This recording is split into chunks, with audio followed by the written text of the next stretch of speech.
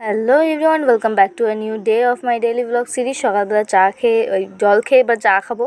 তারপরে আজকে রান্না করছি ভেন্ডি ভাজা আর ডাল সেদ্ধ করেছিলাম, যেহেতু সকালে কিছু খেতে হয়। মা আজকে হালকা পাতলা রান্না করে গেছিলো, শুধু ভাজা করেছিল, তাই এগুলো আমার করতে হয়েছে। তারপর সেই ডাল সেদ্ধর বাটির মধ্যে ভাত নিয়ে নিলাম পটল ভাজা আলু ভাজা দিয়ে।